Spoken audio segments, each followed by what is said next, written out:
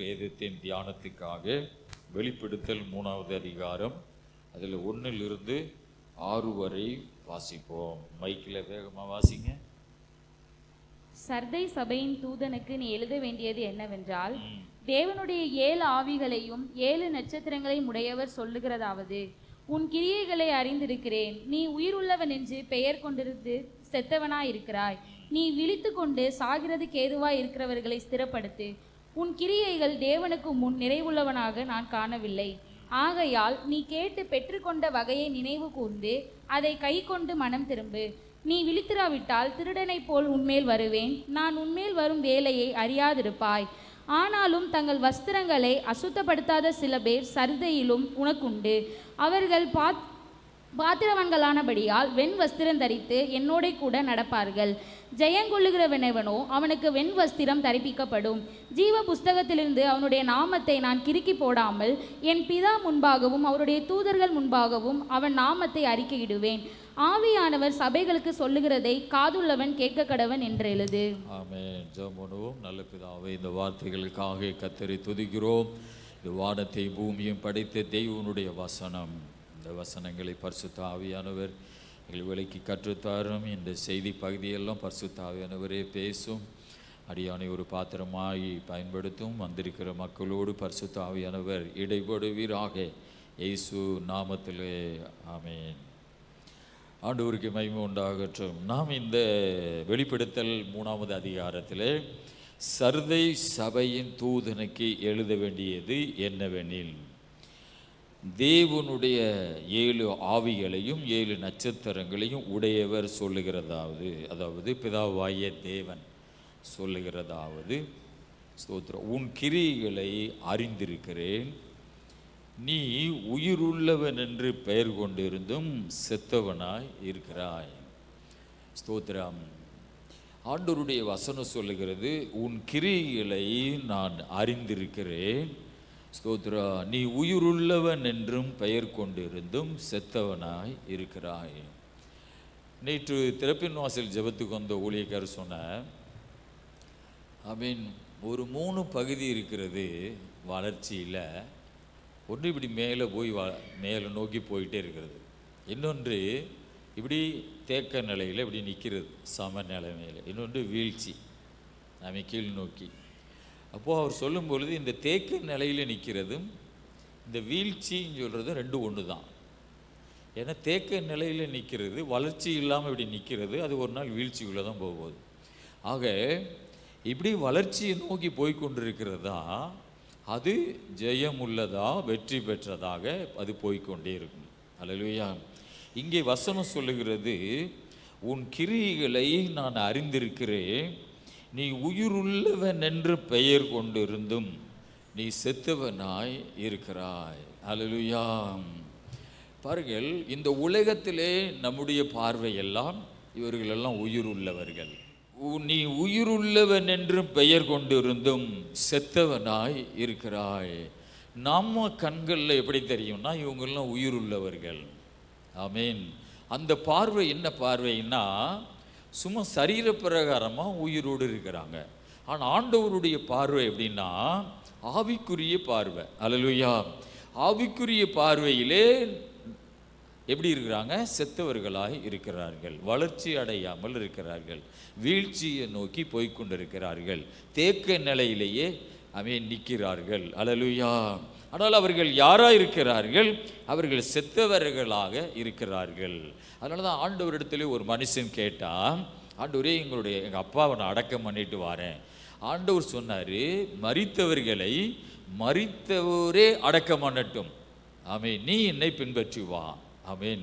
தன் தகப்பனை அடக்கம் பண்ணிட்டு வர்றேன்னு கேட்டவனுக்கு மரித்தோரை மரித்தவர்களே அடக்கம் பண்ணட்டும், நீ என்னை பின்பற்றி வா. அல்லேலூயா. அப்போ மரித்து கிடக்கிற ஒரு மனிதன் எல்லா விதத்திலும் அவன் மரித்து போய்விட்டான். ஆனால் ஒரு கூட்டம் அடக்கம் பண்ண போகும். நிச்சயமாய் ஒரு கூட்டம் மரித்தவர்களை அடக்கம் பண்ணும். ஆனால் ஆண்டவர் சொல்றாரு, மரித்தோரை மரித்தோரே அடக்கம் பண்ணட்டும். அல்லேலூயா. அப்படின்னா செத்தவங்களே அடக்கம் பண்ணுவாங்களா? அல்லேலூயா. செத்தவர்கள் எல்லாருமே பிணங்களாக நின்று அடக்கம் பண்ணுவாங்களா? உயிருள்ளவர்கள் தான்.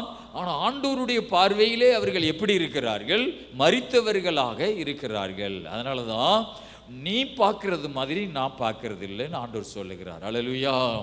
உன்னுடைய பார்வை வேற, என்னுடைய பார்வை வேற. ஆக ஆண்டவர் ஸ்தோத்திரம், நீ உயிருள்ளவன் என்றும் பெயர் பெற்றிருந்தும் நீ செத்தவனாக இருக்கிறாய். அல்லேலூயா.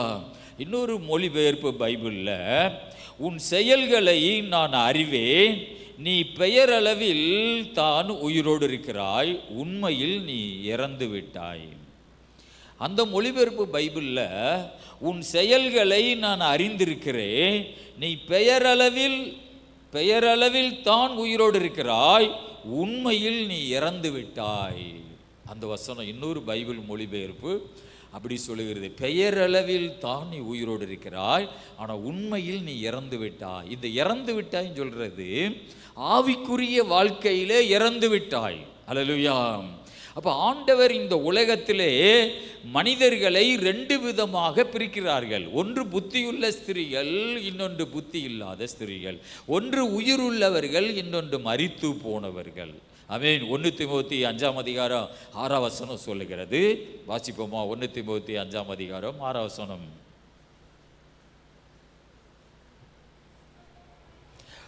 மைக்கில் வாசிங்க. சுகபோகமாய் வாழ்கிறவள் உயிரோடே செத்தவள். அல்லேலூயா. கர்த்தருக்கு ஸ்தோத்திரம்.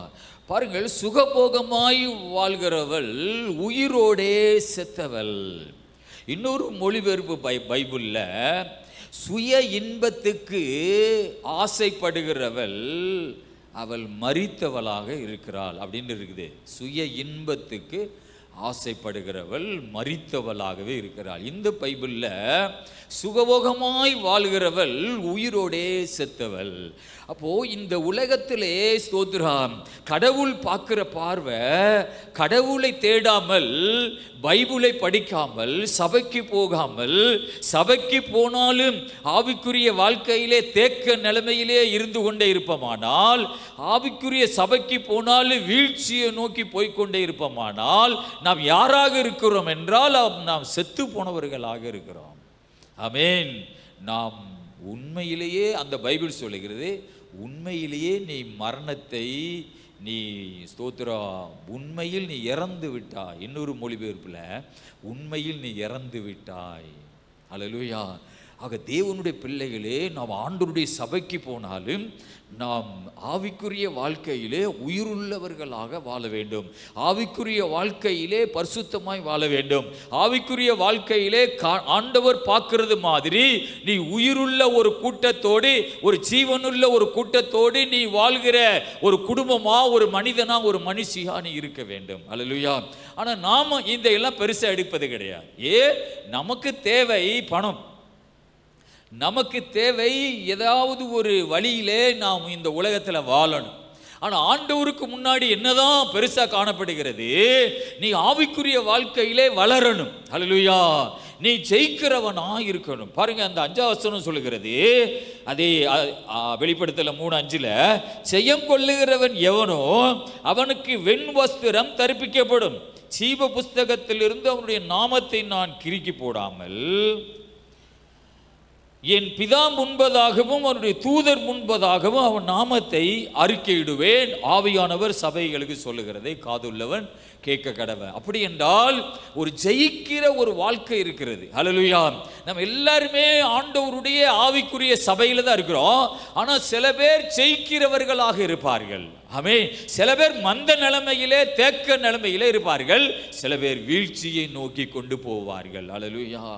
ஆக தேவனுடைய பிள்ளைகளே, நாம் எப்படி இருக்கிறோம்? ஆமென். நாம் ஆவிக்குரிய வாழ்க்கையிலே வளருகிறவர்களாக இருக்கிறோமா, இல்லை தேக்க நிலைமையிலே இருக்கிறோமா, வீழ்ச்சியிலே இருக்கிறோமா? தேக்க நிலைமையிலே இருப்பதும் வீழ்ச்சியை நோக்கி போவது ரெண்டு ஒன்று தான். அல்லேலூயா. ஏனென்றால் தேக்க நிலைமையிலே இருக்கிறது ஒரு நாள் கண்டிப்பாக வீழ்ச்சியை நோக்கித்தான் போகும். அதனாலே செய்யங்கொள்ளுகிறவனுக்கு வெண் வஸ்திரம் தரிப்பிக்கப்படும், என் பிதா முன்பதாக, தூதர் முன்பதாக அவன் நாமத்தை நான் அறிக்கையிடுவேன். அவன்தான் யார்? அவன்தான் உயிர் உள்ளவன். அல்லேலூயா. அவன்தான் ஜெயிக்கிறவன். ஆமென். கர்த்தருக்கு மகிமை உண்டாவதாக. ஆகவே ஆண்டவர் சர்தை சபைக்கு சொல்லுகிறார், உன் கிரியைகளை எல்லாம் நான் அறிந்திருக்கிறேன். ஆண்டவர் என்பவர் நம்முடைய கிரியைகளை எல்லாம் பார்த்து கொண்டிருக்கிறார். கர்த்தருக்கு மகிமை உண்டாவதாக. உன் கிரியைகளை ஆண்டவர் பார்த்து கொண்டிருக்கிறார். நான் அறிந்திருக்கிறேன் உன் கிரியைகளை. நீ உயிருள்ளவன் என்று பெயர் கொண்டிருந்தும், ஒரு லிஸ்ட் கணக்கில் இருக்குது. நாம் எல்லாம் உயிருள்ளவர்கள். அரசாங்கம் நம்ம எல்லாம் உயிருள்ள லிஸ்ட்ல வச்சிருக்குது. இத்தனை கோடி மக்கள் இந்தியாவிலே வாழுகிறார்கள். நம்ம எல்லாம் உயிருள்ள லிஸ்ட்ல இருக்கிறோம். அல்லேலூயா. மரித்து போனோம் என்றால் அந்த லிஸ்ட்ல இருந்து நம்ம பேரை எடுத்துருவாங்க. அதனால தான் ஆண்டவர் சொல்லுகிறார், உயிருள்ளவன் என்று பெயர் கொண்டிருந்தும் நீ செத்தவனாய் இருக்கிறாய். அல்லேலூயா. ஆக தேவனுடைய பிள்ளைகளே, கடவுள் பார்க்கிறது மாதிரி நாமும் சிந்திப்போம். ஆமென். நாம் எந்த நிலைமையிலே இருக்கிறோம்? உயிருள்ள கூட்டத்தில் இருக்கிறோமா, இல்லைனா செத்து போன ஒரு கூட்டத்தில் இருக்கிறோமா? ஆவிக்குரிய வாழ்க்கையில என்னோட பாஸ்ட் ஒரே சாவு சாவுன்னு சொல்றாரு நினைக்காதீங்க. அல்லேலூயா. இது ஒரு ஆவிக்குரிய ஒரு காரியம். அல்லேலூயா. ஆவிக்குரிய மரணம், ஆவிக்குரிய ஜீவன். ஆமென். அல்லேலூயா. அதனால தான் பைபிள்ல ஆண்டவர் சொல்றாரு, நித்திய ஜீவனை அளிப்பதே பிதா நமக்கு கொடுத்த வாக்குத்தத்தம். அல்லேலூயா. கது சோத்ரா. ஆமென். அந்த நித்தியமான இடத்துக்கு நித்திய ஜீவன். ஆமென். இன்னும் நீங்க பைபிளை படிச்சு பாருங்க. ஸ்தோத்திரம். இந்த ஜீவன் சொல்றது ஆண்டவரை நிறைய நேரம் சொல்லுவார். அல்லேலூயா. கர்த்தருக்கு ஸ்தோத்திரம் உண்டாவதாக. இந்த ரசத்தையும் இந்த அப்பத்தையும் என்னுடைய மாம்சத்தையும் என்னுடைய இரத்தத்தையும் பானம் பண்ணாதவனுக்கு நித்திய ஜீவன் இல்லை. பானம் பண்ணாவிட்டால், பானம் பண்ணினால் அவனுக்கு நித்திய ஜீவன் இருக்கிறது. ஹல்லேலூயா. ஆண்டவருக்கு மகிமை உண்டாவதாக. ஸ்தோத்திரம். எபேசியர் 2ஆம் அதிகாரத்திலே 1ஆம் வசனத்தை வாசிப்போம். எபேசியர் 2:1. அக்கிரமங்களினாலும் பாவங்களினாலும் மரித்தவர்களாய் இருந்த உங்களை உயிர்ப்பித்தார். பாருங்கள், 5ஆம் வசனத்தை வாசிங்க. அக்கிரமங்களில் மரித்தவர்களாய் இருந்த நம்மை கிறிஸ்துவுடனே கூட உயிர்ப்பித்தார். கிருபையினாலே ரட்சிக்கப்பட்டீர்கள். எபேசியர் 2ஆம் அதிகாரம் 1ஆம் வசனத்திலே அக்கிரமங்களினாலும் பாவங்களினாலும் மரித்தவர்களாய் இருந்த உங்களை உயிர்ப்பித்தார். பாருங்கள், இந்த உலகம் அவர்களை மரணத்துக்குள்ளே கொண்டு போகிறது. என்ன மாதிரி மரணத்துக்குள்ளே? அக்கிரமங்களிலே துணிந்து போகிறவர்கள், பாவங்களிலே துணிந்து வாழ்கிறவர்கள். அவர்கள் அக்கிரமங்களில் பாவங்களிலும் மரித்தவர்களாய் இருந்த உங்களை உயிர்ப்பித்தார். யாரோடு உயிர்ப்பித்தாரா? 5ஆம் வசனம் சொல்லுகிறது, கிறிஸ்துவுடனே கூட நம்மை உயிர்ப்பித்தார். கிருபையினாலே நீங்கள் ரட்சிக்கப்பட்டிருக்கிறீர்கள். அல்லேலூயா. இந்த உலகத்திலே அக்கிரமங்களிலும் பாவங்களிலும் மனிதர்கள் மரித்து கிடக்கிறார்கள், இயேசுவை அறியாதவர்கள். அல்லேலூயா. சில பேர் இயேசுவை அறிந்துமே அக்கிரமங்களிலும் பாவங்களிலும் மரித்து கிடக்கிறார்கள். ஆனால் பைபிள் வசனம் சொல்லுகிறது, கிறிஸ்துவுடனே கூட அவன் நம்மை உயிர்ப்பித்தார். அல்லேலூயா. அந்த உயிர்ப்பித்தார்னு சொல்றது ஒரு எழுப்புதல் உள்ள வார்த்தை. அல்லேலூயா. அது ஒரு எழுப்புதலை கொண்டு வருகிற ஒரு வார்த்தை. உயிர்ப்பித்தார். ஆமென். கிருபையினாலே நீங்கள் ரட்சிக்கப்பட்டீர்கள். ஆமென். தேவனுடைய பிள்ளைகளே, இந்த உலகத்தில் உள்ள சாத்தான் அக்கிரமங்களிலும் பாவங்களிலும் நம்மை மரிப்பதற்கு கொண்டு போவான். அக்கிரமம் சொல்றது துணிந்து ஆமென் பாவம் செய்வது. அல்லேலூயா. கர்த்தருக்கு ஸ்தோத்திரம் உண்டாவதாக. ஆமென். இப்போ ஒரு 2 போட்டு ஆங்கரில் போடுறாங்க. ஒரு போட்டு ஏற்கனவே ஆங்கரில் கிடக்குது, இன்னொரு போட்டு ஆமென் ஆங்கரில் கொண்டு போடுறாங்க. அப்போ மனச்சாட்சி சொல்லுது, உன் போட்டு இப்படியே போய் திரும்ப இப்படி போகும் பொழுது கண்டிப்பாக அந்த போட்டில் போய் முட்டும், அந்த பலகைகள்லாம் உடையும். அக்கிரமமான இருதயம் நினைக்கி அவன் போட்டு உடஞ்சா உடையட்டும், நான் என்னுடைய அணியத்தில் டயர்லாம் கட்டி வச்சுருக்கிறேன், என் போட்டை சுற்றி டயர் கட்டி வச்சுருக்கேன், என் போட்டு ஒன்றும் செய்யாது, என் போட்டு புது போட்டு, அங்கங்கே இரும்பு பட்டையெல்லாம் வச்சுருக்கிறேன், அதனால் போய் முட்டுனா அவன் போட்டு உடஞ்சா உடையட்டும். இதுதான் அக்கிரமமான இருதயம். அல்லேலூயா. ஸ்தோத்திரா. நீதியான இருதயம், ஐயோ அக்கிரமம் செய்யக்கூடாது, உடனே மனச்சாட்சி சொல்லும் பொழுது அந்த போட்டை எடுத்து யாருக்கும் பிரச்சனை இல்லாமல் ஒரு இடத்துல போட்டுட்டு வந்துட்டா, அதுதான் நீதியான இருதயம். அல்லேலூயா. இதே மாதிரி நீங்கள் நிறைய காரியங்களை நீங்கள் யோசிக்கலாம். அல்லேலூயா. கர்த்தருக்கு ஸ்தோத்திரம் உண்டாவதாக. நானும் ஒரு நாள் மனைவி பிள்ளைகளோடு மதுரைக்கு போய் கொண்டிருந்தோம். ஒரு டிரைவர் ஒருத்தர் ஓடிட்டு வரார் காரை. ஸ்தோத்ரா. அந்த ஒரு ஊரில் இப்படி ஒரு ரோட்டிலேருந்து ஒரு நாலு சந்தி ரோடு மாதிரி அவர் வண்டிக்கு முன்னாடி நிறைய கம்பியெல்லாம் இருக்குது. அக்குரமத்துக்குமே சொல்லி நிற்கிற வண்டியில் அப்படியே கொண்டு வந்து மோதிட்டார். ஆமேன். மோதிட்டு அவர் கம்பி எங்களுடைய காரை அப்படியே அமுக்கிட்டு அவர் இறங்கி எங்கள் டிரைவர் அடிக்க போகிறார்.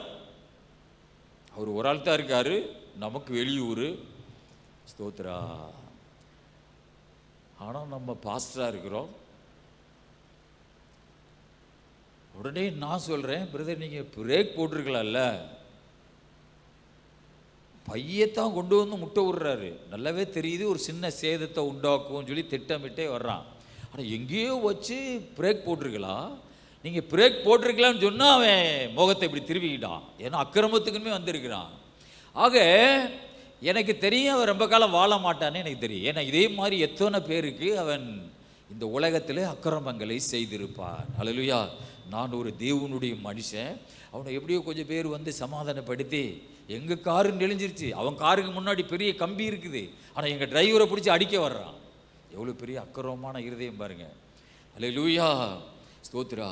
ஆக இந்த மாதிரி அக்கிரமங்களில் மரித்து கிடக்கிறவர்கள் இந்த உலகத்தில் இருக்கிறார்கள். பாவங்களில், பாவம் சொல்றது இது வேற விதம், இது ரகசியமான பாவம். ஆமென். அந்தரங்கத்தில் உள்ள பாவம், இதிலும் மரித்து கிடப்பார்கள். அப்படி மரித்து கிடக்கும் பொழுது அவர்களை கடவுள் எந்த லிஸ்ட்ல சேர்க்கிறார்? அவர்கள் செத்தவர்களாக இருக்கிறார்கள். உயிருள்ளவர்கள் என்று பெயர் கொண்டிருந்தும் அவர்கள் செத்து போன லிஸ்ட்ல இருக்கிறார். கடவுளுடைய லிஸ்ட் வேற, இந்த உலகத்தில் உள்ள லிஸ்ட் வேற. அல்லேலூயா. மனுஷன் பார்க்கிறது மாதிரி கர்த்தர் பார்க்கிறது கிடையாது. அல்லேலூயா. அவருடைய பார்வை வேற. ஆக நீயே நினைக்கணும், என்னுடைய மனச்சாட்சி, உன்னுடைய மனச்சாட்சி உனக்கு சொல்லு நான் எந்த லிஸ்ட்ல இருக்கிறேன். அல்லேலூயா. கர்த்தருக்கு ஸ்தோத்திரம் உண்டாவதாக. ஆமென். உன்னுடைய மனச்சாட்சி நீ சொல்லும் பொழுதே நீ கீழ்ப்படிவாய் என்றால் நீ அப்படியே நீ உயிருள்ள ஒரு மனுஷன், உயிருள்ள குடும்பம் என்று நீ அப்படியே முன்னேறி கொண்டே வரலாம். அல்லேலூயா. ஆண்டவருக்கு மகிமை உண்டாவதாக. ஆகவே அக்கிரமங்களினாலும் பாவங்களினாலும் மரித்தவர்களாய் இருந்த உங்களை உயிர்ப்பித்தார். யாரோடு சேர்த்து உயிர்ப்பித்தார்? கிறிஸ்துவுடனே கூட உயிர்ப்பித்தார். கிருபையினாலே நீங்கள் ரட்சிக்கப்பட்டிருக்கிறீர்கள். அல்லேலூயா. ஆண்டவருக்கு மகிமை உண்டாவதாக. நல்ல எண்ணங்கள் நமக்கு இருக்கணும். ஆமென். நல்ல எண்ணங்கள் முதலாவது நமக்கு இருக்கணும். அந்த நல்ல எண்ணங்கள் வழியாகவே நாம் உயிருள்ள ஒரு குடும்பமாக, ஆமென், உயிருள்ள பேர் பெற்ற ஒரு குடும்பமாக நாம் ஸ்தோத்திரா ஆமென் முன்னேற முடியும். ஆமென். கர்த்தருக்கு ஸ்தோத்திரம். ஆக 2ஆம் வசனத்திலே நீ விழித்து கொண்டு சாகுறதுக்கு ஏதுவாய் இருக்கிறவைகளை ஸ்திரப்படுத்தி உன் கிரியைகள் தேவனுக்கு முன் நிறைவுள்ளவைகளாக நான் காணவில்லை. அல்லேலூயா. கர்த்தருக்கு மகிமை உண்டாவதாக. அந்த இன்னொரு மொழிபெயர்ப்பு பைபிளில் விழிப்பாயிரு, உன்னில் எஞ்சி இருப்பதை பிடிச்சுக்க. விழிப்பாயிரு, உன்னில் எஞ்சி இருப்பதை, அதாவது கொஞ்சம் பலன் இருந்து சொல்ற இல்லையா, உன்னில் எஞ்சி இருப்பதை பிடிச்சுக்க. பிடிச்சு அதை இறக்கும், அது இறக்கும் தருவாயில் உள்ளது. அதாவது கொஞ்சம் தான் இருக்குது, ஆனால் அதுவும் இறக்கிற தருவாயில் உள்ளது. அல்லேலூயா. அது இறக்கும் தருவாயில் உள்ளது. என் கடவுள் திருமுன் உன் செயல்கள் நிறைவற்றவையாய் இருக்க கண்டேன். அல்லேலூயா. இந்த 2ஆம் வசனம் சொல்லுகிறது, நீ விழித்து கொண்டு சாகிறதுக்கு ஏதுவாய் இருக்கிறவைகளை ஸ்திரப்படுத்தி உன் கிரியைகள் தேவனுக்கு முன் நிறைவுள்ளவைகளாக நான் காணவில்லை. அந்த பைபிள் சொல்லுகிறது, விழிப்பாயிரு, உன்னில் எஞ்சி இருக்கிறதை, அதாவது கொஞ்சம் இருக்கு, அதை பிடிச்சுக்க. அதுவும் இறக்கிற தருவாயில் இருக்கிறது, அந்த கொஞ்சமும். அல்லேலூயா. என் கடவுள் திருமுன் உன் செயல்கள் நிறைவற்றவையாய், நிறைவுள்ளவைகள் அல்ல, நிறைவற்றவையாய் இருக்க கண்டேன். அதாவது ஆண்டவர் என்ன சொல்றாருன்னா, அந்த சர்தை சபைக்கு நீ விழித்து கொள்ளு, சாகுறதுக்கு ஏதுவாய் இருக்கிறவைகளை, அதாவது கொஞ்சம் ஒன்றை இருக்குது, அதுவும் சாகுற நிலைமையில் இருக்குது. அது என்னத்து குறிக்கிறது? ஆவிக்குரிய கொஞ்சம் இருக்கு உண்ட. அல்லேலூயா. கொஞ்சம் ஜெபம் இருக்குது, கொஞ்சம் பைபிள் படிக்கிற, கொஞ்சம் லேசா நீதி இருக்குது, அதை பிடிச்சுக்க. ஆனா அதுவும் சாகுறது மாதிரி இருக்கிறது, சாகுற தருவாயில் இருக்கிறது. இப்படியே போயிட்டே இருந்தீங்கன்னா அதுவும் செத்துரும். அல்லேலூயா. ஸ்தோத்திரம். ஒருத்தவங்களுடைய குழந்தை கருவில் இறந்து போயிடுச்சு. ஸோ அந்த பெண் பிள்ளை சொல்கிற அந்த தாய் கொஞ்ச காலம் துடிப்பு இல்லாமல் லேசாக இருந்தது. அது சும்மா தான் இருக்கணும்னு நான் பாட்ட அசால்ட்டாக இருந்துட்டேன். ஆனால் இன்னும் 2 நாள் கழிச்சு பின்னாடி சுத்தமாக துடிப்பே இல்லாமல் போயிடுச்சு. அப்போ அந்த குழந்தை சாகுற தருவாயில் இருந்திருக்குது, லேசான ஒரு உயிர் இருந்திருக்குது. உடனே ட்ரீட்மெண்ட்டுக்கு போயிருந்தா அந்த குழந்தையை காப்பாற்றிருக்கலாம். அல்லேலூயா. ஆக அது சாகுற தருவாயில் இருந்ததை கூட அவளால் புரிந்து கொள்ள முடியலை. என்னால் அது அவளுக்கு தலை குழந்தை, அவளால் புரிந்து கொள்ள முடியலை, சுத்தமாக செத்துருச்சு. ஆண்டவர் அப்படிதான் சொல்றாரு, கொஞ்சம் இருக்கு, அதுவும் சாகுற தருவாயில் இருக்குது. அல்லேலூயா. ஆக நீ விழித்துக் கொள்ளு. ஆமென். விழித்துக்கொள் சொல்றது என்னதை குறிக்கிறது? உஷாராயிரு. உஷாராயிரு அப்படின்னு சொல்லும்போது நம்ம என்ன செய்யணும்? ஜெபம் பண்ணணும். அல்லேலூயா. ஆமென். பைபிள் படிக்கணும், உபவாசித்து ஜெபிக்கணும், ஆண்டவருடைய சபையில் நடக்கிற கூட்டங்களில் போய் ஆண்டவர் சமூகத்தில் ஆவியில் பலப்படணும். விழித்துக்கொள்ளு. அல்லேலூயா. விழித்துக்கொண்டு சாகிறதுக்கு ஏதுவாய் இருக்கிறவைகளை ஸ்திரப்படுத்து. உன் கிரியைகள் தேவனுக்கு முன்னே. எங்கே முதல்ல பிரச்சனை உருவாகுதுன்னா கிரியைகள் தான். அல்லேலூயா.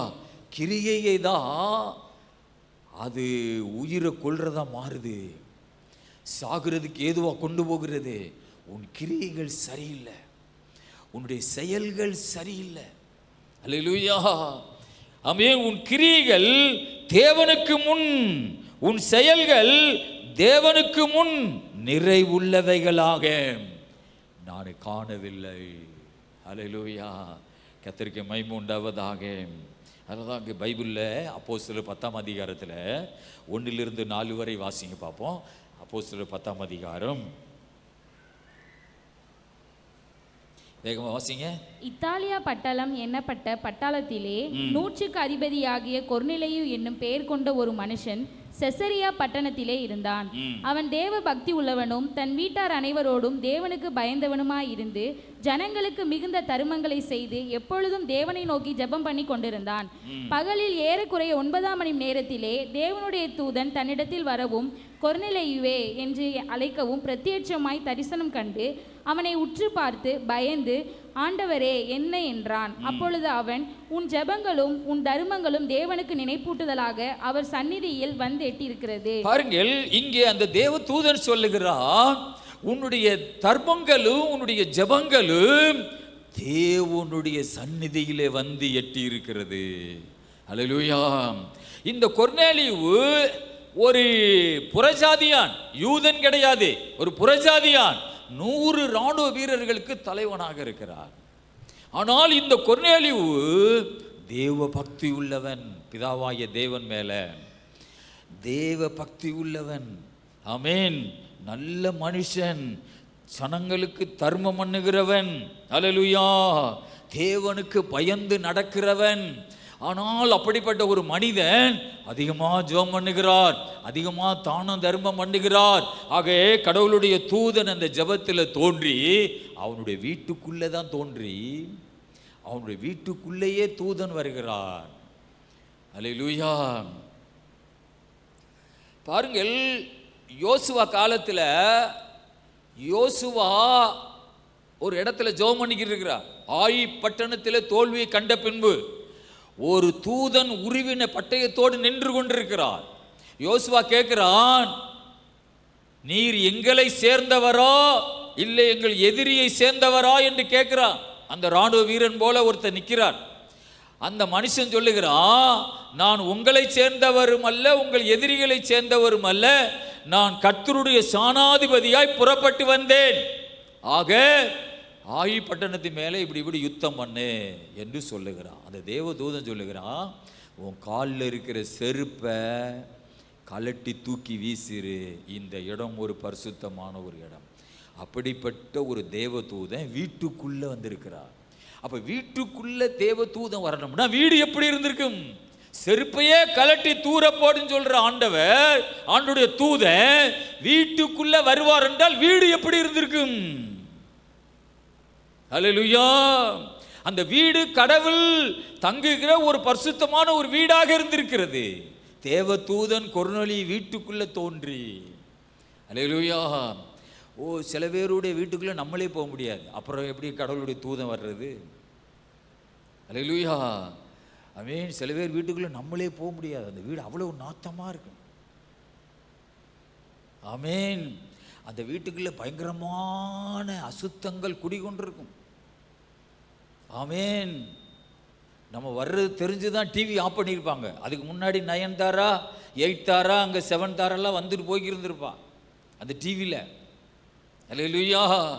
அந்த கர்மங்கள் எல்லாம் அங்கே வந்துட்டு போய்க்கிருக்கும். ஆக ஸ்தோத்திரா, அங்கே எப்படி ஒரு தேவ தூதன் வருவான்? வீடு. அப்போ கொர்நேலி வீடை கொஞ்சம் யோசித்து பாருங்கள். கொர்நேலி வீடு எவ்வளவு பரிசுத்தமா இருந்திருக்கிறது. ஏன்? அந்த வீட்டுக்குள்ளதான் அவர் ஜெபம் பண்ணுகிறார். கர்த்தருக்கு மகிமை உண்டாவதாக. அந்த வீடு எவ்வளவு பெரிய பரிசுத்தமான வீடா இருந்திருக்கும். அந்த வீட்டுக்குள்ள தோன்றி தேவதூதன், அல்லேலூயா, உன்னுடைய ஜெபமும் உன்னுடைய தர்மங்களும் தேவனுடைய சந்நிதியிலே வந்து எட்டி இருக்கிறது. ஆக உனக்கு நான் ரட்சிப்பை தர விரும்புகிறேன். நீ பிதாவாகிய தேவனை மாத்திரம் கும்பிடுற. ஆனா இப்போ ஒரு புதிய உடன்படிக்கை வந்திருக்கிறது. இயேசு கிறிஸ்து மூலமாக உனக்கு ரட்சிப்பு வரும். இந்த மாதிரி யோப்பா பட்டணத்தில் பேதுரு என்கிற ஒரு மனுஷன் இருக்கிறான். அவனுக்கு ஆள் அனுப்பி அவன் உனக்கு இயேசுவை பத்தி சொல்லுவான், அவனை கூப்பிடு அப்படின்னு அந்த தேவதூதன் சொல்றான். உடனே ஆள் அனுப்பி அவன் கொர்நேலியு பேதுருவை கூப்பிடுகிறான். அவன் இயேசுவை குறித்து பிரசங்கம் பண்ணுகிறான். அவர்கள் கொர்நேலி குடும்பத்து மேலே பரிசுத்த ஆவியானவர் இறங்குகிறார். எல்லாரும் பரிசுத்த ஆவியினாலே நிரப்பப்படுகிறார்கள். அல்லேலூயா. ஆண்டவருக்கு மகிமை உண்டாவதாக. தேவனுடைய பிள்ளைகளே, கொர்நேலியுடைய ஜெபம் தேவனுடைய சந்நிதியிலே போய் எட்டினது. இங்கே வசனம் சொல்லுகிறது. கர்த்தருக்கு ஸ்தோத்திரம். ஆமென். உன்னுடைய கிரியைகள் தேவனுக்கு முன்னாடி நல்லதாக காணப்படவில்லை. ஹல்லேலூயா. கர்த்தருக்கு மகிமை உண்டாவதாக. ஆமென். 2வது வசனத்தை வாசிங்க. வெளிப்படுத்தல் 3:2. நீ விழித்துக்கொண்டு சாகிறதுக்கு ஏதுவா இருக்கிறவர்களை சிறப்படுத்து. உன் கிரியைகள் தேவனுக்கு முன் நிறைவுள்ளவைகளாக நான் காணவில்லை. உன் கிரியைகள் தேவனுக்கு முன்பதாக நிறைவுள்ளவைகளாய் நான் காணவில்லை. அதனால தான் ஆண்டவர் சொல்றாரு, நீ கொஞ்சம் ஒன்றை இருக்கு, அதுவும் சாகிற தருவாயில் இருக்குது. ஆமீன். ஸ்தோத்ரா. கொஞ்சம் தான் உன்னுடைய இருக்கு அப்படின்னா கொஞ்சம் ஜெபம் பண்ணுற, கொஞ்சம் உண்மையாக வாழ்கிற, ஆனால் அதுவும் சாகிறது மாதிரி இருக்குது. ஆக நீ விழித்து கொள்ளு. ஹல்லேலூயா. ஆண்டவருக்கு மகிமை உண்டாவதாக. ஆமீன். சில பேருக்கு என்னதான் சொன்னாலும் சரி, அவங்க நினச்சா தான் என்ன செய்வாங்க, சபைக்கு வருவாங்க. அவங்க நினச்சா தான் பாஸ்டர் சொல்கிறதெல்லாம் கேட்பாங்க. அல்லேலூயா. கர்த்தருக்கு ஸ்தோத்திரம் உண்டாவதாக. ஆமீன். கொஞ்சம் எல்லாமே தேவைகள்லாம் சந்திக்கப்பட்டுருச்சு. பிள்ளைகள்லாம் ஒரு பிரச்சனையே கிடையாது, எல்லா பிள்ளைகளும் நல்ல பிள்ளைங்க தான். பெருசாக ஜெபம் பண்ணி என்ன செய்ய போகிறோம்? அல்லேலூயா. இப்படியே சும்மா காலத்தை போயிட்டு இப்படியே ஓடிடுவோம். அல்லேலூயா. சோத்திரம். கொஞ்சம் கொஞ்சம் சின்ன சின்ன ஜெபம் தான் நம்மளால் பண்ண முடியுது. பாஸ்டர் சொல்கிறதெல்லாம் கேட்டு ரொம்ப பயங்கரமாக அப்படியே ஆண்டவரை நோக்கி ஜெபிக்க முடியாது. அல்லேலூயா அப்படின்னு சொல்லி இப்படியே சோம்பலாகவே கிடப்பாங்க. அல்லேலூயா. அப்படி ஆட்களை பார்த்தாலுமே முகத்தை நல்லா கழுவிடணும். ஆமென். ஆக கடவுளுடைய வசனம் சொல்லுகிறது, நீ சாகுறதுக்கு ஏதுவாக இருக்கிறவைகளை நீ ஸ்திரப்படுத்து. அல்லேலூயா. உன் கிரியைகள் தேவனுக்கு முன் நிறைவுள்ளவைகளாய் நான் காணவில்லை. ஆமென். ஆதியாகமம் புஸ்தகத்திலே 18ஆம் அதிகாரம் 20-21 வாசிப்போம். ஆதியாகமம் 18:20-21. பின்பு கர்த்தர் சோதோம் கொமோராவின் கூக்குரல் பெரிதா இருப்பதினாலும் அவைகளின் பாவம் மிகவும் கொடியதா இருப்பதினாலும் நான் இறங்கி போய் என்னிடத்தில் வந்து எட்டின அதன் கூக்குரலின்படியே அவர்கள் செய்திருக்கிறார்களோ இல்லையோ என்று பார்த்து அறிவேன் என்றார். பாருங்கள், இந்த இடத்துல நான் வாசிக்கும் போது சோதோம் கொமோரா என்கிற ஒரு பட்டணம், அவர்கள் பயங்கரமான பாவங்களை செய்து வந்தார்கள். அல்லேலூயா. இப்போ நமக்கு பைபிள் இருக்குது, நமக்கு ஒரு பாஸ்டர் இருக்காரு, நமக்கு ஒரு சபை இருக்குது. அல்லேலூயா. ஸ்தோத்திரம். நாம் ஒரு ஒழுக்கமாக வாழ்கிறதுக்கு இது வழியை அப்படியே ஓடிடலாம் அப்படின்னு நினைப்போம். அல்லேலூயா. ஆனால் பைபிள் கையில் இல்லாமல் ஆண்டவரே அறியாமல் ஒரு கூட்டம் இந்த உலகத்தில் இருக்கிறது. அல்லேலூயா. சீனா தேசத்தில் நேற்று முந்தானத்தின் நியூஸில் சீனா தேசத்தில் ஒரு கம்பெனி இருக்குது. அந்த கம்பெனி சீனாவில் 100 ஆண்களுக்கு 80 பெண்கள் தான் இருக்கிறாங்களாம். அதனால் சீனாவில் உள்ள ஆண்களுக்கு பெண்ணு கிடைக்கிறதில்ல. அதனால் பிலிப்பைன்ஸு, தாய்லாந்து எங்கிட்டிருந்து பெண் பிள்ளைகளை 10 லட்சம் 20 லட்சத்துக்கு விலைக்கு வாங்கிட்டு வந்து சீனாவில் உள்ள ஆண்களுக்கு கல்யாணம் முடிச்சு வைக்கிறாங்களாம் சீனா தேசத்தில். அப்போ சீனாவில் ஒரு கம்பெனி ஒன்று தொடங்கி இருக்குது. என்ன கம்பெனினா, ஒரு ஆணும் பெண்ணும் யாரோ 5 நிமிஷம் கட்டி பிடிச்சிக்கிட்டு நின்றாங்கன்னா 600 ரூபா பீஸ். அப்படி கட்டி பிடிச்சிக்கிட்டு நின்றா அவங்களுக்கு மனநிலைமைகள் மனசும் மெயிண்டு ரொம்ப ஆக்டிவாகுதான். யாரு மகளோ யாரு மகனோ ஒரு கம்பெனி 5 நிமிஷம் ஒரு பெண் ஆணு கட்டி பிடிச்சி நிற்கணும், 5 நிமிஷத்தில் கரெக்டாக விட்டுறணும். ஆனால் அவங்களுடைய மெயிண்டு அவங்களுடைய எல்லாமே ரொம்ப பயங்கரமாக ஆக்டிவ் ஆகுதான். இது நேற்று முந்தானேசி நான் நியூஸில் கேட்டது. இதை விட அசிங்கமான காரியம்லாம் நிறையா இருக்குது உலகத்தில். அல்லேலூயா. கேரளாவில் ஒரு கும்பலை பிடிச்சிருக்கிறாங்க. அந்த கும்பல் என்ன பண்ணுறதுன்னா, கணவன் மனைவியோடு போகிறது ஒரு பெரிய ஒரு காட்டேஜுக்குள்ளே, மனைவி இன்னொன்னோட போயிடுறது, கணவன் இன்னொரு பொம்பளையோடு போயிடுது. இவங்க எல்லாருமே பிடிச்சி செயலில் தள்ளிட்டாங்க. கேரளாவில் இந்த மாதிரி அசிங்கமாக வாழ்கிற கூட்டம் ஒரு கூட்டம் இருக்கிறது. சென்னையில் பாருங்கள், 12 மணிக்கு மேலே ரோட்டில் நிற்கிறாங்க. வாரிலாம் கேட்குறாங்க. இந்த இருக்கிற சென்னையில் இங்கே எழுதப்பட்டிருக்கிறது சோதோம் கொமோராவின் கூக்குரல் வானத்தை எட்டினதான். என்ன கூக்குரல்? பாவத்தின் கூக்குரல், அசிங்கமான வாழ்க்கையின் கூக்குரல். அல்லேலூயா. சோதோம் கொமோராவின் கூக்குரல். என்ன சோதோம் கொமோராவை குறித்து நம்ம பைபிளில் தெரியும். அவர்கள் ஆண்கள் பாவம் செய்கிறவர்களாக இருந்தார்கள். அதனாலே சோதோம் கொமோராவின் கூக்குரல் பெரிதாய் இருப்பதினால் நான் இறங்கி போய், ஆண்டவருடைய தூதன் சொல்லுகிறான், பரலோகத்துக்கு அந்த கூக்குரல் வருது, நாங்க பூமியில இறங்கி போய் இது உண்மையா பொய்யா என்று பார்க்க போறோம். அப்ப சும்மா நம்ம வாழ்றது கிடையாது, நம்மளை பார்க்க யாரோ வர்றாங்க. நம்ம குடும்பம் அக்கிரமத்தில் போய்கிட்டே இருக்குது, நம்மளை கேட்க யாரும் இல்லைன்னு நினைச்சிடக்கூடாது. நம்மளை பார்க்கறதுக்கு தேவ தூதர்கள் வருவார்கள். நம்ம செல்லத்தானே கையில் வச்சிருக்கிறோம், நம்ம பாவத்தில் அப்படி போயிட்டே இருக்கிறோம். கிடையாது, உன்னைய பார்க்க யாரோ ஒருவர் வருவார். அல்லேலூயா. அந்த தூதன் சொல்லுகிறான், நாங்கள் இறங்கி போய் இது உண்மையா பொய்யா எங்களுக்கு கூக்குரல் வர்றதின்படி அது உண்மைதானா என்று பார்க்கறதுக்கு நாங்கள் இறங்கி போய் பார்க்க போகிறோம். அல்லேலூயா.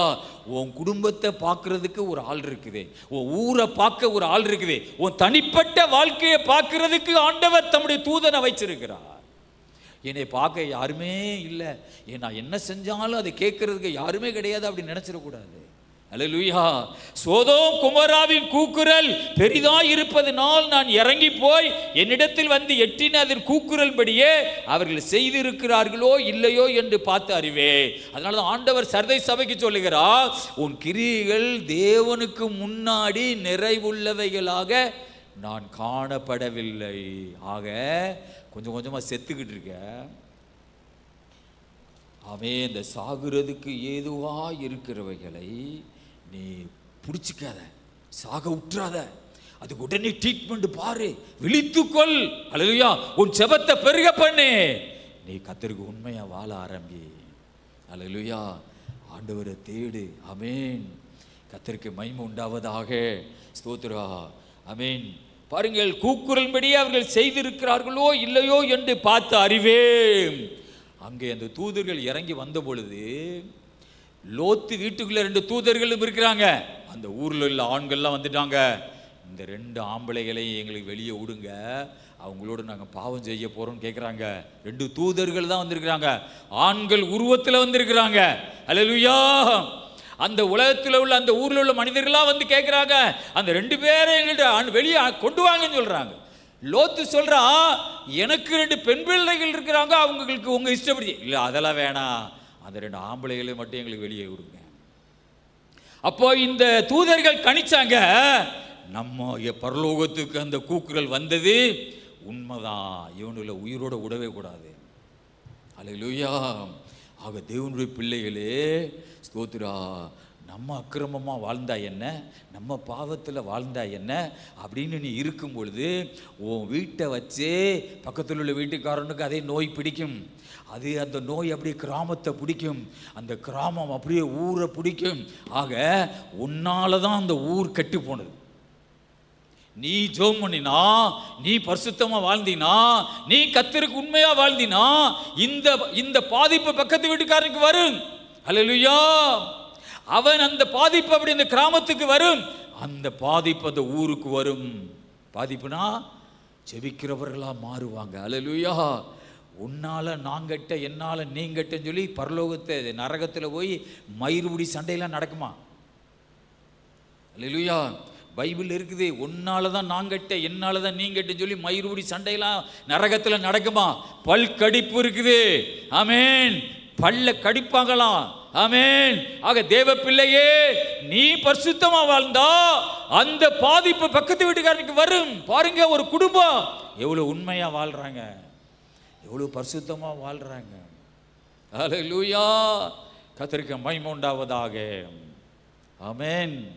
எங்களை வளர்த்த இந்த பாஸ்டர்மா ஒரு பாஸ்டர்ஸ் மீட்டிங்கில் அவங்க சொன்னாங்களாம், ஒரு குடும்பம் இருக்குது.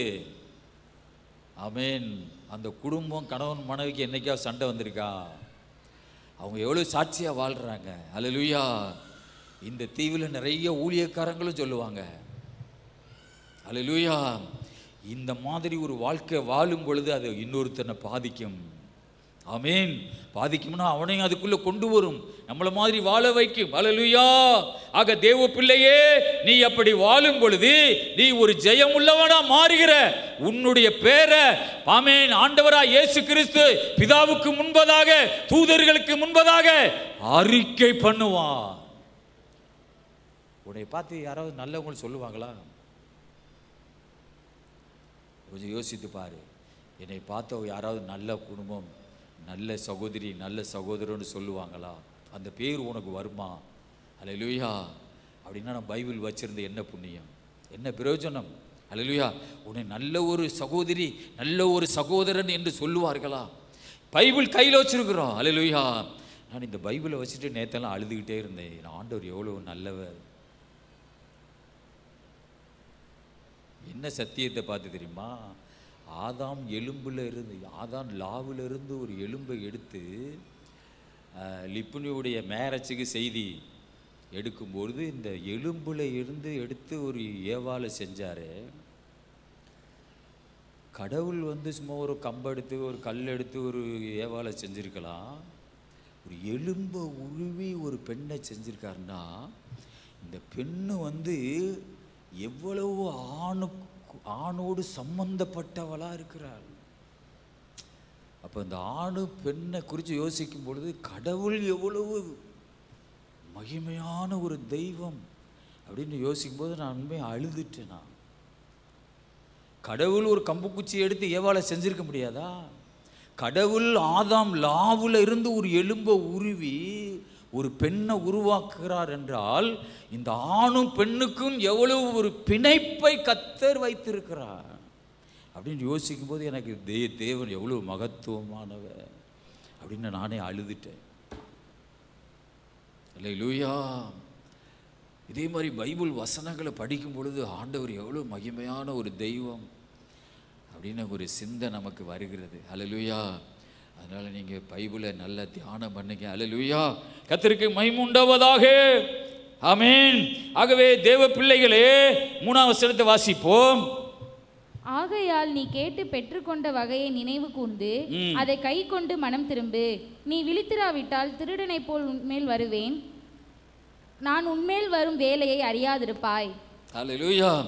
ஆகையால் நீ கேட்டு பெற்றுக்கொண்ட வகையை நினைவு கூர்ந்து. அல்லேலூயா. ஆண்டவர் சொல்லுகிறார், நீ கேட்டு பெற்றுக்கொண்ட வகையை நினைவு கூர்ந்து. நம்ம ஆண்டவற்ற துவக்கத்தில், இது துவக்கம், நிறைய கேட்குறோம், நிறைய தீர்மானம் பண்ணுகிறோம், நிறையா வாக்கு கொடுக்குறோம். அந்த வாக்கை நம்பி கடவுள் நமக்கு இறங்கிடுறார். எத்தனை பேர் கடவுளை ஏமாத்துறவங்க இருக்கிறீங்க? நானும் தான் கடவுளை நிறைய ஏமாத்திருக்கிறேன். அல்லேலூயா. இந்த முதல்ல நிறைய கேட்குறோம், வாக்கு கொடுக்குறோம், அப்படி இருப்பேன் ஆண்டவரே. ஆனால் அண்ணாலை பற்றியலா, அவள் சொன்ன அந்த வார்த்தையின்படி பெற்றெடுத்து ஆண்டவர்கிட்ட கொடுத்துட்டா. நாமும் ஆண்டவர்கிட்ட கேட்குறோம், கேட்டு பெற்றுக்கொண்ட வகை வேற, இப்போ வாழ்கிற வாழ்க்கை வேற. இந்த சர்தை சபை துவக்கத்தில் இப்படி தான் கடவுளை நம்புறது மாதிரி கேட்டுச்சு. ஆமேன். அதனால தான் ஸ்தோத்திரா, பொருத்தனை செய்யக்கூடாது, செஞ்சா அதை செய்யாமல் இருக்கக்கூடாது அப்படின்னு நீதிமொழிகள் எழுதியிருக்குது. அல்லேலூயா.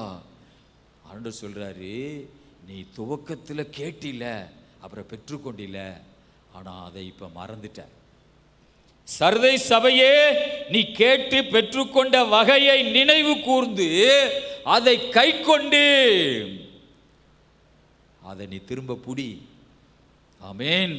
ஸ்தோத்திரா.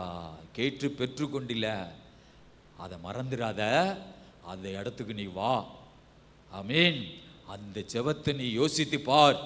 எனக்கு எப்படியெல்லாம் என்னை நம்புறதுக்கு, நான் நம்புறதுக்காக எப்படியெல்லாம் ஜெபம் பண்ண, அந்த இடத்துக்கு நீ திரும்ப வா. ஆமேன். உன்னை ஆண்டவர் அழைக்கிறார். அல்லேலூயா. சர்தை சபை அப்படித்தான் இருந்துச்சு. ஆமேன். துவக்கத்தில் ஆண்டவரை நம்புற மாதிரி அழுது ஜெபம் பண்ணுது, வாக்கு கொடுத்து, ஏசப்பா நான் வாலிபத்தில் ஜெபம் பண்ணேன், ஒரு 20-21 வயசு இருக்கும். ஆண்டவரே, நான் ஊழியம் செய்யாம நான் உலகத்தில் வாழுவேன் என்றால் என்னை எடுத்துக்கொள்ளுங்கன்னு சொல்லியிருக்கிறேன். இப்படிலாம் ஜெபம் பண்ணியிருக்கிறேன். நான் ஊழியம் செய்யாம உலக வேலையை செய்வேன்னா என்னை எடுத்துருங்க ஆண்டவரே. அல்லேலூயா. அப்புறம் நான் கல்யாணம் முடிச்ச பின்னாடி எனக்கு ஊழியம் செய்கிற வாஞ்சையெல்லாம் இல்லாமல் போயிடுச்சு. ஆனால் கடவுள் என்னை எடுத்துக்கொள்ளாமல் எனக்கு நெருக்கத்தையே கொடுத்து அப்புறம் நான் ஜெபம் பண்ணும் பொழுது கடவுள் என்னை ஊழியத்துக்குன்னு அழைச்சார். இதே மாதிரி நிறைய ஆண்டவற்றை அழுது ஜெபம் பண்ணியிருக்கிறேன் ஊழியத்துக்காக. அல்லேலூயா. ஆக ஒரு ஊழியன் என்கிறவன், ஆமேன், சும்மா ஊழியத்துக்கு வர்றது கிடையாது, அவன் ஒரு பெரிய கரையத்தை கர்த்தர் கண்டு செலுத்தியிருக்கிறார். அல்லேலூயா. இந்த தீவில் நிறைய பேர் ஊழியம் செய்கிறாங்க, ஆனால் எல்லாருடைய ஊழியமும் ஜெயமாக இருக்கும் என்றால் இல்லை. அல்லேலூயா. இந்த தீவில் ஒரு பெரிய சபை இருந்து இன்னைக்கு அந்த ஊழியக்காரர் கொஞ்சம் ஆத்துமாக்களை வச்சு கவலைப்படுற ஒரு சபையாக மாறிடுச்சு. ஏன்? அந்த நடந்து வர பாதை ரூட்டு மாறிடுச்சு. தேவ பிள்ளையே, ஸ்தோத்திரா. ஆக ஒரு ஜெயமுள்ள ஒரு வாழ்க்கை வாழணும்னா, ஆமேன், அந்த வழியிலே கரெக்டாக நடந்து வரணும். கடவுள் என்ன சொல்கிறாரோ அதன் மாத்திரம்தான் அவன் கேட்டு அவன் நடந்து வரணும். அல்லேலூயா. அதனால ஒரு பாஸ்டருக்கு என்ன தரிசனம் இருக்குதோ அதை நிறைவேற்றத்தான் கர்த்தர் உங்களை வச்சிருக்கிறார். நீங்கள் ஒரு கோணத்தில் இழுத்துக்கிட்டே போகாதீங்க. அல்லேலூயா. ஒரு பாஸ்டருக்கு கடவுள் என்ன தரிசனம் கொடுத்திருக்கிறார் அதை நிறைவேற்றத்தான் ஆத்துமாக்களும் சபையும். ஆமென். ஆகவே தேவனுடைய பிள்ளைகளே ஸ்தோத்திரா. அவன் அப்படி நம்ம நடந்து போகும் பொழுதுதான் ஒரு ஜெயமுள்ள ஒரு வாழ்க்கை வாழ முடியும். ஆக துவக்கத்தில் நீ கேட்டு பெற்றுக்கொண்ட வகையை நினைவு கூர்ந்து அதை கை கொண்டு மனம் திரும்பு. ஆமென். ஆண்டவர் சொல்றாரு மனம் திரும்பு. நம்ம மனம் திரும்பி தான் இருக்கிறோம். அல்லேலூயா. ஆனால் துவக்கத்தில் ஒரு உடன்படிக்கை பண்ணி ஜெபம் பண்ணோம்ல, அதை இப்போ நம்ம கை கொள்கிறோமா? அல்லேலூயா. நாமும் இந்த சர்தை சபையோ மாதிரி நாமும் கடவுளை ஏமாத்துறோம்ல. அல்லேலூயா. ஆமென். ஆண்டவற்றை அந்த மாதிரி நம்புறது மாதிரி ஒரு ஜெபம் பண்ணிட்டு இப்போ கொஞ்சம் நல்ல வரவும் நாமும் பிறன்ட்டோம்ல. அல்லேலூயா. சர்தை சபையை போல ஆமென் நாமும் ஆமென் அந்த முதல்ல கேட்டு பெற்றுக்கொண்ட வகையை அவன் நினைவு கூறாமல் அதை மறந்துட்டோமே. ஆமென். அதை கை கொண்டு மனம் திரும்பு. விழித்துராவிட்டால், நீ எழும்பாவிட்டால், திரும்ப நீ செய்த பொருத்தனையை நிறைவேற்றாவிட்டால், நீ கொடுத்த வாக்குகளை நிறைவேற்றாவிட்டால், அன்னாலே குழந்தை தந்தால் தருவேன் என்று சொன்னியே அதை நீ செய்யாவிட்டால், நீ விழித்துராவிட்டால் திருடனை போல உன்மேல் வருவேன். அல்லேலூயா. கொஞ்சம் யோசித்து பாருங்க, திருடன் எப்படி வருவான்? Hello, praise the Lord sister. யாரு திருடன்? உங்க வீடு 15/4 தானே? ஆமாம் ஆமாம். சரி, இப்போ உங்கள் வீட்டுக்கு வாரம் கதவு பூட்டி இருந்தால் கொஞ்சம் திறந்து வச்சுக்கிறீங்க, அப்படி சொல்லுவானா? அல்லேலூயா. திருடன் எப்படி வருவான்? திடுதுக்கு போன நம்ம மேலே வந்து விழுவான், திடுதுக்கு போன அருவா கத்தியில் எடுத்து நீட்டுவான். அல்லேலூயா. அவன் ஆண்டவர் சொல்கிறாரு திருடனை போல உன்மேல் வருவேன். உன் மேலே வருவேன்னு சொல்கிறார். உன் வீட்டுக்குள்ளே வருவேன்னு சொல்கிறாரா? உன் டிவி மேலே வருவேன்னு சொல்கிறாரா? இல்லைனா உன் பீரோ மேலே வருவேன்னு சொல்கிறா? உன் மேலே வருவேன். ஆமென். ஏன்னா நீ தான் சரியாயிட்டா உன் குடும்பம் சரியாயிரும். ஆக உன்மேல் நான் வருவேன். இன்னைக்கு நிறைய குடும்பங்கள் ஆசீர்வாதத்தை இழந்ததுக்கு ஒரு காரணம், அல்லேலூயா, நீ வாக்கு கொடுத்ததை நிறைவேற்றாமல் போனாய். நீ கேட்டு பெற்றுக்கொண்ட வகையை மறந்து போனாய். அல்லேலூயா. ஆக நான் உன்மேல் வருவேன். கர்த்தருக்கு ஸ்தோத்திரம் உண்டாவதாக. திருடனை போல உன்மேல் வருவேன். நான் உன்மேல் வரும் வேலையை நீ அறியாதிருப்பா. அது நமக்கு தெரியாது. ஆமென். தேவ பிள்ளைகளே, அது தெரியாமல் இருக்கிறதுனால தான் நாம் விழித்து கொள்ள முடியலை, நாம் ஜாக்கிரதை அடைய முடியலை. திரும்ப நம்ம எழுந்து ஜெபம் பண்ணி ஆண்டவருக்கு உண்மையாக வாழ்வதற்கு நமக்கு தெரியலையே. அவர் வரும் வேலை நமக்கு தெரியாது. ஆண்டவர் சர்தை சபைக்கு சொல்லுகிறார், ஆமென், நான் உன்மேல் வரும் வேலையை நீ அறியாதிருப்பாய். கர்த்தருக்கு மகிமை உண்டாவதாக. ஆனால் ஆண்டவர் சொல்லியிருக்கிறார், உன்மேல் வருவேன். ஆமென். தேவனுடைய பிள்ளைகளே, ஆமென், நீ எழும்பாவிட்டால் யார் கர்த்தருக்காக எழும்புவா? அல்லேலூயா. நீ விழித்துராவிட்டால் யார் ஆண்டவருக்காக விழித்து எழும்புவா? நீ விழித்து எழும்பு. அல்லேலூயா. தெபோராலே, தெபோராலே விழித்து எழும்பு, கிராமங்கள் பாழாய் போய்கொண்டிருக்கிறது. அல்லேலூயா. ஆண்டவர் தெபோராலை பார்த்து சொல்லுகிறார், தெபோராலே விழித்து எழும்பு, கிராமங்கள் பாழாய் போய்கொண்டிருக்கிறது. தேவனுடைய பிள்ளையே, ஆண்டவர் இன்றைக்கு உன்னை பார்த்து சொல்லுகிறார், நீ விழித்து எழும்பு. அல்லேலூயா. ஆமென். இந்த 4வது வசனத்திலே வாசிப்போம். ஆனாலும் தங்கள் வஸ்திரங்களை அசுத்தப்படுத்தாத சில பேர் சர்தையிலும் உனக்குண்டு. அவர்கள் பாத்திரவான்களானபடியால் வெண் வஸ்திரம் தரித்து என்னோட கூட நடப்பார்கள். இந்த பைபிள்ல இன்னொரு மொழிபெயர்ப்புல தங்களுடைய ஆடைகளை கரைப்படுத்தாத சில பேர் சர்தையில் இருக்கிறாங்க. தங்களுடைய ஆடைகளை கரைப்படுத்தாத சில பேர் இருக்கிறாங்க. அதில் பாருங்க, ஆண்டவர் சொல்றது என்னன்னா, சில பேர் தான் சொல்றாரு. ஆனாலும் தங்கள் வஸ்திரங்களை அசுசிப்படுத்தாத சில பேர் சர்தையிலே உனக்கு உண்டு. ஆமென். இந்த சில பேர் என்கிறதுல நானும் இருப்பேனா? ஆமென். சில பேர் சொல்றதுல நானும் இருப்பேனா? என் குடும்பம் இருக்குமா? அல்லேலூயா. ஆமென். அழைக்கப்பட்டவர்கள் அநேகர், தெரிந்து கொள்ளப்பட்டவர்களோ சிலர் என்றார். அல்லேலூயா. இந்த சிலர்னு சொல்றதுல நான் இருப்பேனா? என் குடும்பம் இருக்குமா? ஆமென். தேவ பிள்ளையே, நீ உன்னை ரொம்ப தாழ்வா நினைக்காத. ஆமென். நான் இனி எங்கே முன்னேறி போகிறது அப்படின்னு நீ நினைக்காத. நீ கர்த்தருக்காக நீ எழும்பு. அல்லேலூயா. நான் இதே மாதிரி ஒரு வாலிப காலத்தில் இந்த ராமநாதபுரத்தில் சிங்காரத்தோப்பு என்கிற ஒரு இடத்துல ஆமென் சாம் ஜெபத்துறங்கிற ஒரு ஊழியக்காரர் செய்தி கொடுத்து கொண்டிருந்தார். ஒரு 3 நாள் உபவாச ஜெபத்தில். அல்லேலூயா. அந்த செய்தி தான் என்னைய ஞானஸ்நானம் எடுக்க வைத்தது. அந்த செய்தி தான் கர்த்தருடைய ஊழியத்தை செய்ய வைத்தது. ஒரு 5 பாயிண்ட் சாம் ஜெபத்துற அவன் சொன்னார். அந்த 5 பாயிண்டும் எனக்கு ஒரு பெரிய ஒரு திகிலை, எனக்கு ஒரு திகிலை கொண்டு வந்தது. அல்லேலூயா. ஸ்தோத்திரம். பரலோகம் நிச்சயமானது, நரகம் தப்பிக்க முடியாது. இப்படி ஒரு 5 பாயிண்ட். அல்லேலூயா. அந்த 5 பாயிண்ட் தான் என்னை ஆடி போக வைத்தது. ஆனால் நான் ஒரு வாலிப பையன். நான் வீட்டுக்கு வந்தேன். அல்லேலூயா. ஒரு மாற்று ட்ரெஸ் எடுத்துக்கிட்டு நேர ஜெபத்தோட்டம் போய் ஃபாதர் பெர்க்மான்ஸ்கிட்ட ஞானஸ்நானம் எனக்கு கொடுத்தா தான் போவேன்னு சொன்னேன். அல்லேலூயா. அன்றையில் இருந்து நான் ஊழியங்களுக்கு போக ஆரம்பித்தேன். என்னை வாலிபத்தில் கர்த்தருக்காக ஒப்பு கொடுக்க ஆரம்பித்தேன். ஆமென். அப்போ ஒரு 3-4 போட் இருந்தது. இந்த சொத்தெல்லாம் எனக்கு எங்கள் அம்மா பார்த்து சொன்னேன், இந்த சொத்தெல்லாம் எனக்கு ஒன்றுமே வேண்டாம். ஆமென். ஆனால் ஒரு பயங்கரமான கடல் தொழிலாளி, கடுமையாக உழைச்சவன்.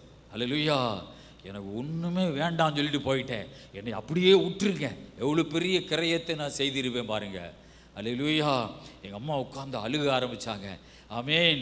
எல்லாரும் கல்யாணம் முடிச்சு போயிடுவான், உனக்கு யார் சோறு விடுவா? அதெல்லாம் ஆண்டவர் பார்த்துக்கொள்ளுவா. அல்லேலூயா. இன்றைக்கி எங்கள் அண்ணன் இருக்கிறாங்க. அவங்கள்ட்ட ஒரு வார்த்தை எனக்கு லேண்டை பிரித்து தாங்கன்னு கேட்டதே கிடையாது. இன்னும் வரை கேட்டதே இல்லை. அவங்களும் சொல்லுவாங்க, என்னைக்காவது சொத்தை பற்றி அவன் பேசியிருக்கானா? அல்லேலூயா. ஆமென். அப்படி கேட்குறதுக்கு கடவுள் என்னை அனுமதிப்பதே கிடையாது. ஆமென். ஏன்? இந்த உலகத்தில் எல்லாமே ஒரு நாள் அக்கினிக்கு இரையாக போகிறது. அல்லேலூயா. எல்லாம் ஒரு நாள் அழிஞ்சு போக போகிறது. அல்லேலூயா. கர்த்தருக்கு ஸ்தோத்திரம் உண்டாவதாக. ஆமென். அவ்வளோ பெரிய ஒரு காரியத்தை அன்றைக்கு கர்த்தர் எனக்கு செய்ய வைத்தார். ஆனால் நீங்கள் நினைப்பீங்க, நாங்கள் எப்படி ஜெபம் பண்ணுறது, எப்படி அதை விட்டுட்டு இப்படி வாரது, எப்படி இப்படியெல்லாம் நேரம் செலவு பண்ணுறது. அல்லேலூயா. அன்றைக்கு அவ்வளோ பெரிய கிரயத்தை செய்ததுனால தான் இன்றைக்கு ஆண்டவருடைய ஊழியத்தை செய்வதற்கு கிருபை தந்திருக்கிறார். இன்றைக்கு எனக்கு ஒரு வேதனை இருக்கிறது. ஒரு எழுப்புதல் நம்முடைய சபையில் வரணும். அல்லேலூயா. அது என்னை கொண்டு தான் வரும்னு எனக்குள்ளே சொல்லி கொண்டே இருக்கிறார். அல்லேலூயா. ஆமென். எனக்குள்ளே இருக்கிற வாசம் பண்ணுகிற ஆவியானவர் என்னை உணர்த்தி கொண்டே இருக்கிறார். நீ இன்னும் நல்ல ஆண்டவர்கிட்ட வா, இன்னும் அழுது ஜெபம் பண்ணு. அல்லேலூயா அப்படின்னு சொல்லி கொண்டே இருக்கிறார். ஆக எனக்கு ஒரு தீர்மானம் இருக்கிறது. தரிசனங்களை பெற்றுக்கொண்டு நிறைவேற்றாமல் கல்லறைக்கு போகிற ஒரு ஊழியக்காரனா இருக்கக்கூடாது. ஆமென். தரிசனங்களை நிறைவேற்றி ஆமென் வாழ்க்கையை முடிக்கிற ஒரு ஊழியக்காரனா இருக்கணும் அப்படின்னு எனக்குள்ளே சொல்லி கொண்டே இருப்பேன். அல்லேலூயா. ஆமென். என்னுடைய வாலிபத்தில் நான் எவ்வளோ பெரிய காரியத்தை செய்தேன். ஆனால் நீங்கள் நினைப்பீங்க, நான் எப்படி ஜெபம் பண்ணுறது, எப்படி விழித்து கொள்ளுகிறது, அல்லேலூயா, எப்படி அந்த பாவத்தையெல்லாம் என்னை விட்டு விலக்குகிறது, எப்படி அந்த பரிசுத்தமான வாழ்க்கையை தெரிந்து கொண்டு போறது, அப்படி சிந்திக்காதீங்க. அல்லேலூயா.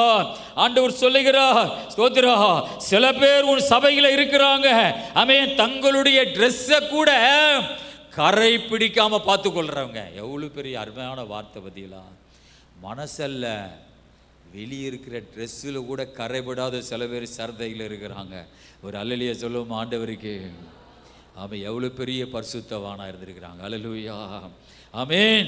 சரதை சபையில் சில பேர் இருக்கிறாங்க, ட்ரெஸ்ஸில் கூட வஸ்திரத்தில் கூட கரை ஒட்டாத பரிசுத்தவான்கள் இருக்கிறாங்க. உன்னை பார்த்து கர்த்தர் அப்படி சொல்ல முடியுமா? வஸ்திரத்தில் கரைபடாத விசுவாசியே, உன்னை பார்த்து அப்படி ஆண்டவர் சொல்லுவாரா? அல்லேலூயா.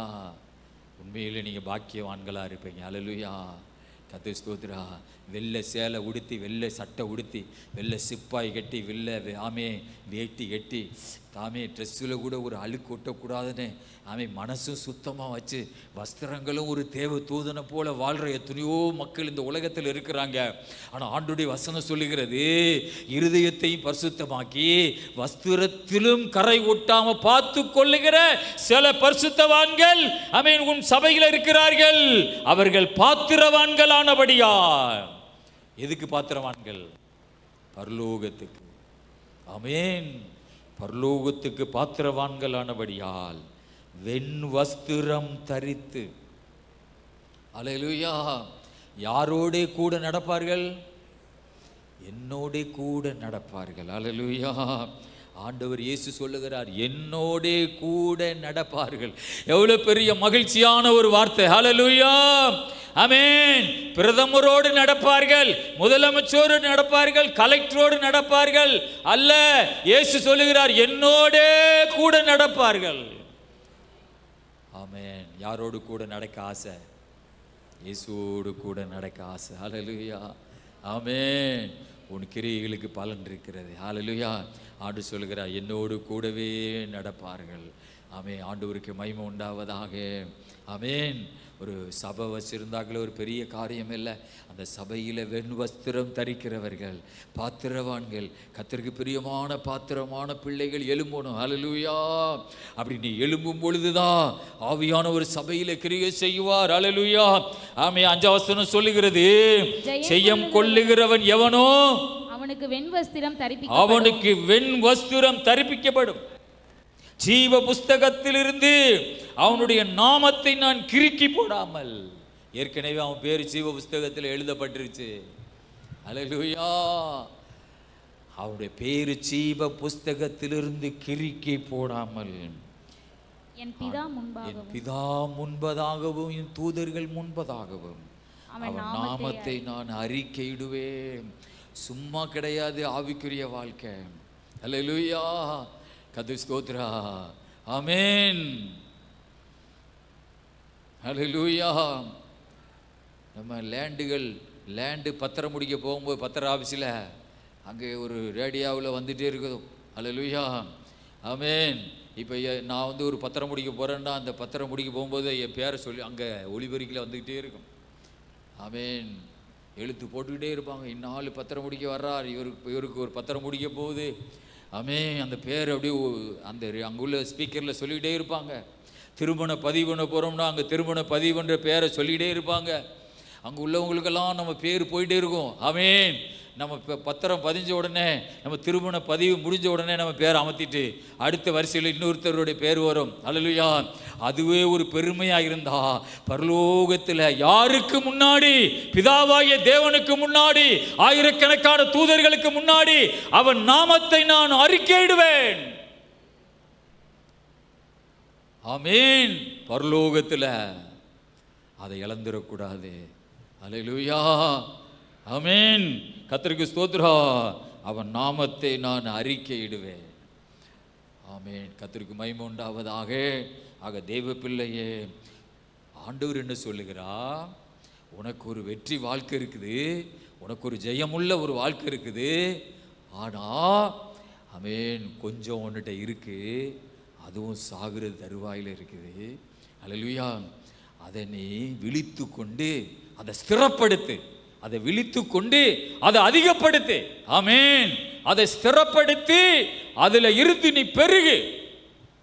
2 வெள்ளிக்காசை கொடுத்து 5 வெள்ளிக்காசை கொடுத்து இதை வச்சு நீ வியாபாரம் பண்ணி பெருக்குன்னு சொன்னது மாதிரி ஒரு கொஞ்சத்தை கர்த்தர் உன்ட கையில் வைத்திருக்கிறா. அதை பிடிச்சுக்க. அல்லேலூயா. ஆமென். உங்களுக்கு முன்னாடி நிற்கிற நானும் வாலிபத்தில் பாவம் இருந்தது. பெரிய பாவம் இல்லை, மனசில், கண்ணில், சிந்தையில் பாவம் இருந்தது. ஆக நீ நரகத்துக்கு தான் போவ, நீ பரலோகம் போக முடியாது என்கிற அந்த செய்தியை கேட்டு நடுங்கினேன். ஆமென். பரலோகம் போகலைன்னா அவ்வளோதான்.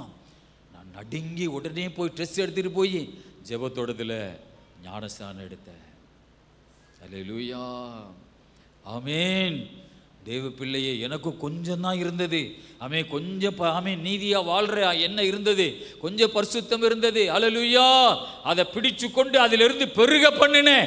செபிக்க ஆரம்பிச்சேன், செப ரூம்ல இருந்து அழுத. இன்னைக்கு கடவுள் என்னை உயர்த்தி வச்சிருக்கிறா. அல்லேலூயா, ஒரு ஜெயமுள்ள ஒரு வாழ்க்கை வாழ கர்த்தர் நமக்கு உதவி செய்கிறா. ஆக தெய்வ பிள்ளையே, உனக்கு கொஞ்சம் இருக்கிறது, அதை ஆண்டவர் சொல்லுகிறார், பெருக்கு. எல்லாரும் முழங்கால் படிடுமா. 6ஆம் வசனம் சொல்லுகிறது, ஆவியானவர் சபைக்கு சொல்லுகிறதை காதுள்ளவன் கேட்க கடவன். எல்லாரும் முழங்கால் படிடுமா. ஹல்லேலூயா.